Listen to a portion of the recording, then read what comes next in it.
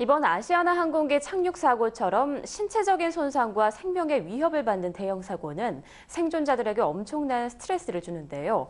이 같은 대형 사고나 자연재해를 겪고 나면 불안과 초조감에 시달리는 외상 후 스트레스 장애를 앓을 수 있다고 합니다.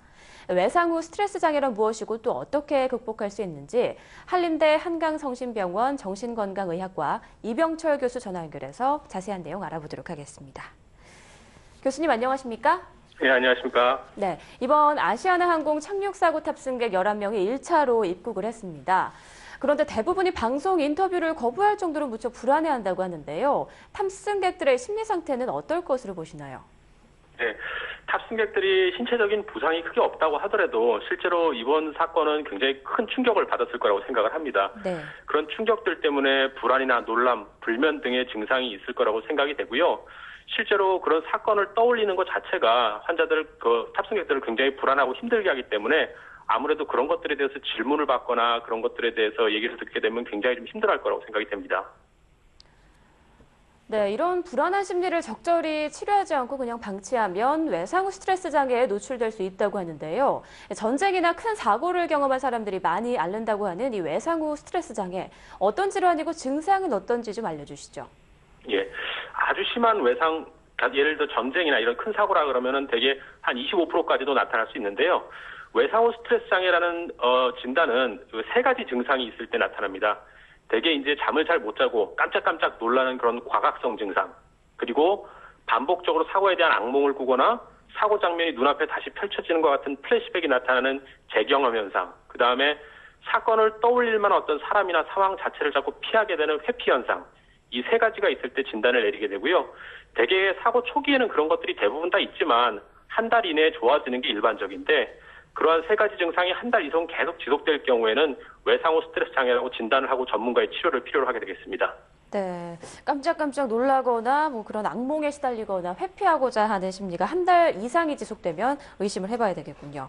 예. 네, 그럼 이번 아시아나 여객기 탑승객들도 이 외상 후 스트레스 장애를 앓을 가능성이 좀 높을 것 같은데요. 그렇다면 가족들이나 주변 사람들은 이에 대해서 좀 어떻게 대처하는 게 좋을까요? 일단은 사고가 난 지 얼마 되지 않기 때문에 환자들에게 최대한 안정감을 주는 것이 중요합니다.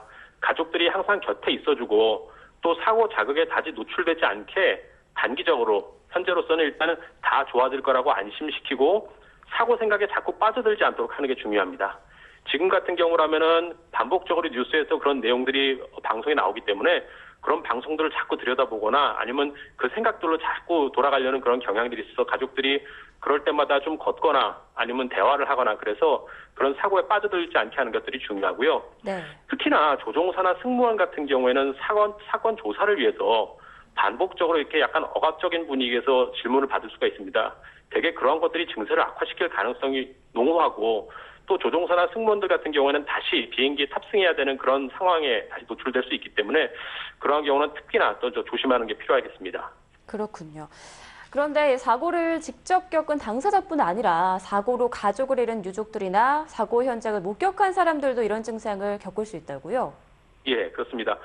불안 수준이 높거나 예민한 성격을 가진 경우에는 그런 것들을 듣거나 본 것만으로도 잠을 잘 못 자거나 이렇게 불안한 것들이 나타날 수 있는데요. 예전에 9.11 사고에서 마찬가지로 계속 뉴스만 들여다보고 불안해서 외출을 하지 않고 그러다 보면 증상이 점점 더 나빠질 수 있습니다. 그래서 자기가 만약에 그런 것과 연관돼가지고 심한 스트레스를 받는다고 생각을 하면 일단은 일상적인 생활을 그대로 유지하는 게 필요하고요.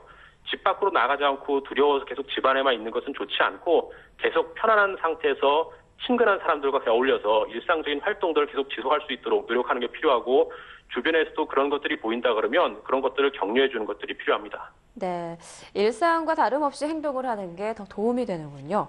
예.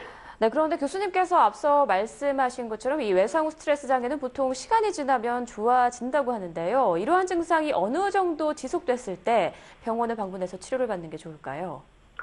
대개 어떤 이런 정신적인 괴로움이나 이런 불안 증상은 사고가 처음 났을 때보다 오히려 시간이 좀 지나면서 더 나빠지는 경우들이 일반적입니다. 네. 그러니까 신체적인 부상이나 이런 것들이 동반된 경우에 처음에는 좀 정신이 없다가 차차 그런 것들이 안정되는 시기, 그러니까 사고가 난 지 한 일주일쯤 되는 시기에서 가장 심하게 나타나기 때문에 지금 괜찮다고 하더라도 향후에 나빠질 수 있다는 거를 예측을 하고 그런 것들에 대해서 대비하는 게 필요합니다. 대개 일주가 지나게 되면 2, 3주가 지나면서 하루가 다르게 좋아지는 게 일반적인 현상이고요. 네. 대개 가족들이 관찰을 해서 2, 3주째 하루가 다르게 좋아지고 안정을 찾는다 그러면 크게 걱정하지 않아도 됩니다. 그런데 그런 것들이 1개월 이상 지속되는 경우에 아까 말씀드린 것 같이 전문가의 치료가 필요하고 네. 또 1주가 넘어간 다음에 2, 3주가 되어가지고 하루하루가 지나는데도 별로 좋아지지 않거나 오히려 더 나빠지거나 이런 심한 정도의 어떤 불안을 보인다고 한다면 1개월이 지나기 전이라고 하더라도 전문가의 자문을 받는 것들이 필요하겠습니다.